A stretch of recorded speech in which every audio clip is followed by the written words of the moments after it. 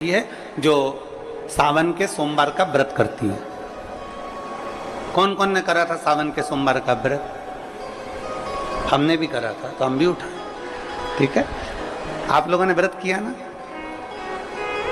अब आप में से और हम में से कई माता बहन भाई ऐसे होंगे जो व्रत करे होंगे, तो उन्होंने एक टाइम फलाहार किया होगा, एक टाइम जम के बोलो भोजन किया होगा। आप में से कई लोग ऐसे होंगे जिन्होंने एक टाइम फलाहार करा तो दूसरे समय पर भी फलाहार किया होगा। आप में से कुछ लोग ऐसे होंगे जो एक टाइम केवल फलाहार करे होंगे, दूसरे समय कुछ भी नहीं लिया। बोलो बोलो, सही है कि गलत है? अब ईमानदारी से बोलना। आप में से कई लोग ऐसे होंगे जिन्होंने दिन भर कुछ भी नहीं खाया होगा, केवल एक गिलास दूध, एक फल और बाबा का प्रसाद लेकर और व्रत कर लिया। अब आप में से कई लोग ऐसे भी होंगे जिन्होंने दोनों समय भोजन करा होगा और सुबह नाश्ता भी किया होगा, दिन में पानी पूरी भी खाई होगी, शाम को थोड़ा भगर भी, सब खाया। अब जरा बहुत बहुत गहन चिंतन वाला विषय है, जरा ध्यान दीजिएगा। एक व्रत करा, एक टाइम भोजन, एक टाइम फलाहार, एक ने व्रत करा दोनों समय फलाहार, एक ने व्रत किया कि मैं कुछ नहीं खाऊंगा, एक फल, एक गिलास दूध, एक ने सब कुछ खाया, मतलब दिन भर भोजन कर, दिन भर भोजन। अब जो एक समय फलाहार कर रहा है वो भी शंकर का भगत है, जो एक दोनों समय फलाहार कर रहा है वो भी शिव का भगत है, जो एक फल ले रहा है और एक गिलास दूध ले रहा है वो भी शिव का भगत है, और जो दोनों समय भोजन कर रहा है वो भी शिव का भगत है। अब शंकर जी से पूछा जाए कि इनमें से तुम मुक्ति किसको दोगे, इनमें से तुम मोक्ष किसको दोगे, इनमें से सबसे पहले तुम किसकी सुनोगे, किसकी सुनोगे? तो भगवान देव महादेव का चरित्र कहता है माता पार्वती से, पार्वती भले तुम भूखे रहो मत रहो, पर इतना जरूर करो कि किसी का दिल ना दुखे, तो मैं प्रसन्न हो जाता हूं और वर प्रदान कर। तुमने व्रत किया ना किया, तुमने साधना करी ना करी, तुमने तप किया ना किया, तुमने उपास किया ना किया, पर इतना जरूर करो कि जिस दिन तुम्हारा व्रत, जिस दिन तुम्हारा उपास है, उस दिन तुम्हारे मुख से अपशब्द ना निकले। जिस दिन तुम्हारा व्रत है उस दिन तुम्हारे मुख से आड़ा टेढ़ा ना निकले। जिस दिन तुम्हारा व्रत है उस दिन तुम अपने पिता, पति और परमात्मा, इन तीन के झूठे बर्तन अवश्य घिसे, अवश्य मांझे।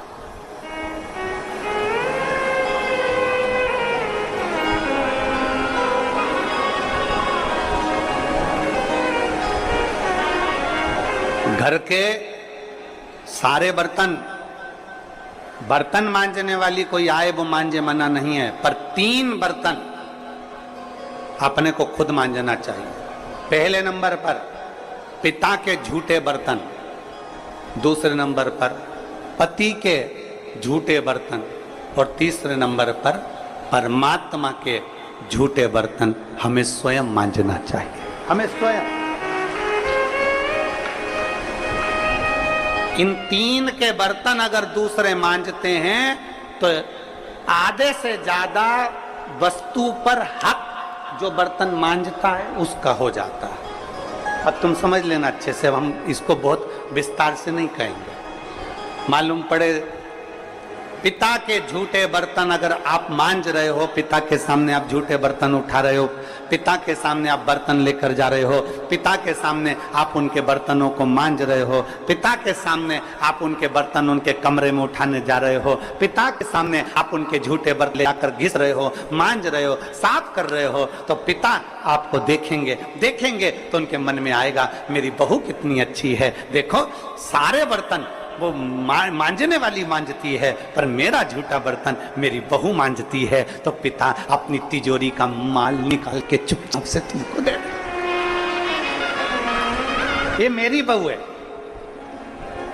सारे बर्तन दूसरे मांजते हैं, पर मेरी बहू मेरे बर्तन मांजती है। मेरी बहू मेरी सेवा करती है, मेरी बहू मेरी चाकरी करती है, मेरी बहू मेरे बर्तन घिसती है। दूसरे नंबर पर पति, पति के बर्तन, पति ने जिस बर्तन में भोजन किया है उसका बर्तन बर्तन मांजने वाला नहीं, उसके बर्तन पत्नी को मांजना चाहिए। और अगर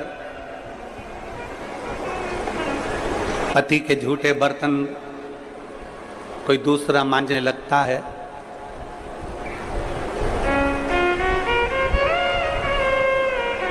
तो एक दिन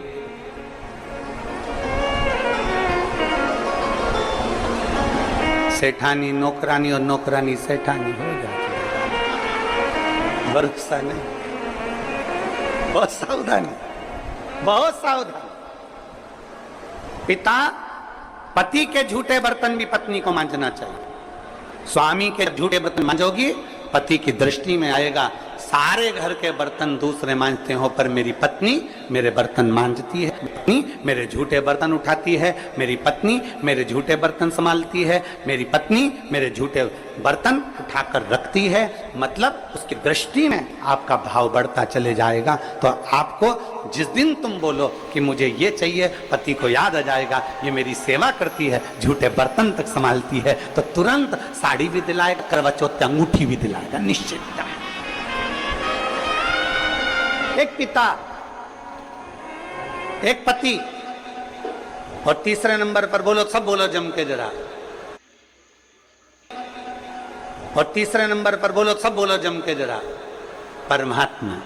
तुम्हारे घर में भगवान का मंदिर है, तुम्हारे घर में छोटा सा शिवालय है, तुम्हारे घर में छोटा सा देवालय है, तुम्हारे घर में छोटा सा मंदिर बना हुआ है। उस मंदिर में तुम भगवान की पूजन करती हो, पूजन करने के बाद भगवान को स्नान कराती हो, स्नान करा हुआ बर्तन रखा रहता है, लोटा रखा रहता है जल चढ़ाने वाला, भगवान के भोग लगाने की छोटी सी कटोरी होती है, भगवान को पानी पिलाने का छोटा सा लोटा होता है, कलश होता है, झारी जी होती है, या कोई गिलास होता है। भगवान का बर्तन, परमात्मा का बर्तन घर की स्त्री को, घर की नारी को स्वयं मांजना चाहिए, वो बर्तन मांजने वाले को नहीं देना चाहिए, क्योंकि परमात्मा ये देखता है कि ये मेरे बर्तन मांज रही है, मैं इसको भंडार भर देता हूं। पिता, सब लोग बोलेंगे कौन कौन के बर्तन मांजना चाहिए, जम के बोलो, पिता, पति और परमात्मा। इन तीन के बर्तन, इन तीन के झूठे बर्तन, इन तीन के झूठे पात्र का घिसना, झूठे बर्तन को मांजना श्रेष्ठ। पिता, पति और पत्नी।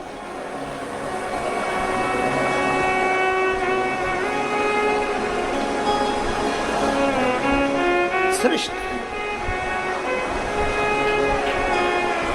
एक विश्वास अपने भीतर जागृत करें, और जिस दिन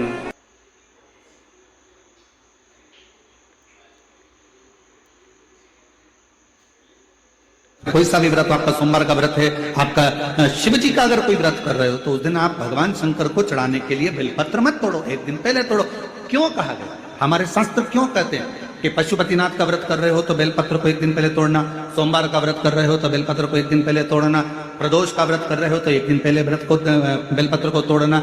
एक दिन पहले उस बेलपत्र को क्यों तोड़ा जाता है? जिस दिन हमारा व्रत रहता है उस दिन हम बेलपत्र क्यों नहीं तोड़ सकते? तो हमारा शास्त्र कहता है, शिव महापुराण वर्णन करती है कि जिस बेलपत्र की पूजन आप साल भर में अगर एक दिन भी आपने बेलपत्र को जल चढ़ाया है, एक दिन भी बेलपत्र को नमन करा है, एक दिन भी बेलपत्र के वृक्ष को यदि तुमने पूजा है, साल भर में एक दिन भी आपने अगर बेलपत्र की आराधना करी है, तो आप जब जब सोमवार का व्रत रखती हो, प्रदोष का व्रत रखते हो, आप जब जब शिवरात्रि का व्रत रखते हो, आप जब संकट सोमवार का व्रत रखते हो, पशुपति व्रत रखते हो, तो तुम्हारे उस व्रत को सफल बनाने के लिए बेलपत्र का वृक्ष भी तुम्हारे लिए व्रत रखता है, जिससे तुम्हें उस फल की प्राप्ति।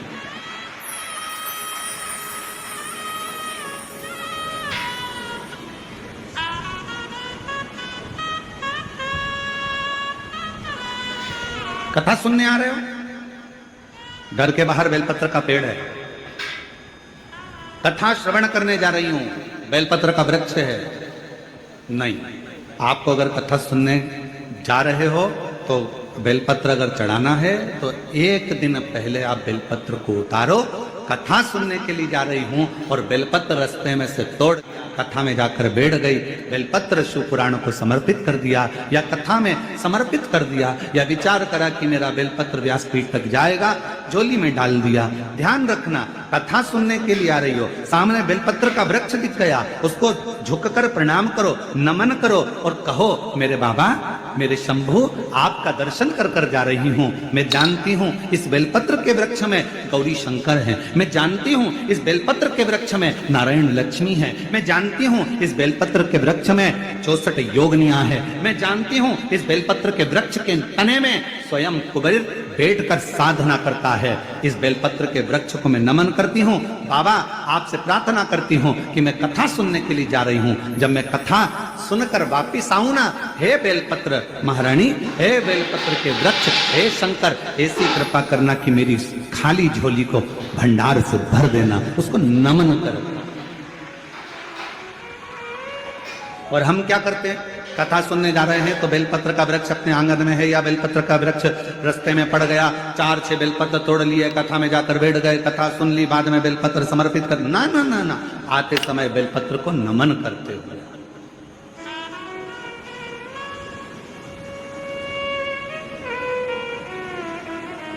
प्रणाम करते हुए, विनय करते हुए।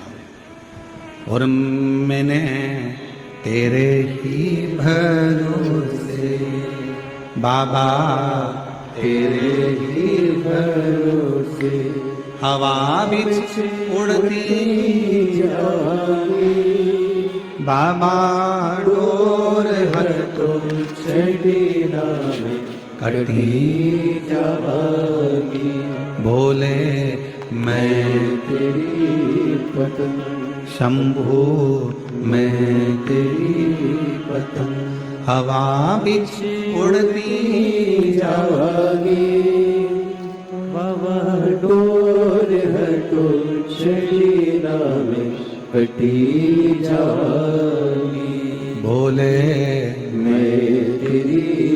आप उसको नमन करिए। कई लोग कहते हैं गुरुजी हमने पशुपतिनाथ का व्रत किया, हमने 16 सोमवार करे, हमने सोमवार का व्रत करा, हमने प्रदोष करी, हमने बाबा की सोमवारी का व्रत करा, मेरा बाबा मेरा सुनता क्यों नहीं है? हम गलती कर दी है। हम जिस दिन हमारा व्रत था उस दिन हमने बेलपत्र को तोड़ लिया, उतार लिया, हम भूल गए। हम सबसे कहेंगे, अगर YouTube पर हमारी पूर्व की कथा डली हो, एक पुष्प शिव महापुराण की कथा, त्रिपुंड शिव महापुराण की कथा, बेलपत्र शिव महापुराण की कथा, जब पुरानी जो YouTube पर हमारे YouTube पर अगर डली हो तो वो कथा को आप निकालना, उसको एकांत में बैठकर थोड़ा सा श्रवण करना कि पुष्प का महत्व क्या है। कौन सा फूल जमीन पर गिरा हुआ भी शंकर को स्वीकार होता है।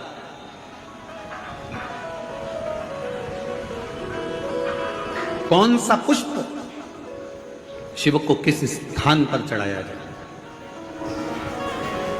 क्यों सोमवार, अष्टमी और ये अन्य जितनी तिथियां होती हैं, अमावस्या, पूर्णिमा, प्रदोष, चतुर्दशी, त्रयोदशी, ऐसा वर्णन उसमें आता है कि इन दिन बेलपत्र को नहीं तोड़ा जाता। अष्टमी, नवमी,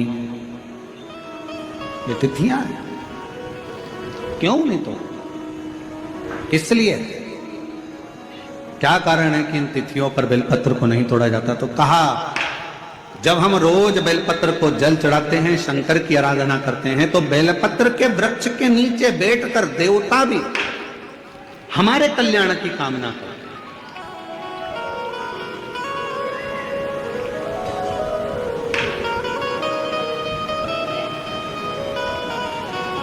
कितनी बड़ी बात लिखी है।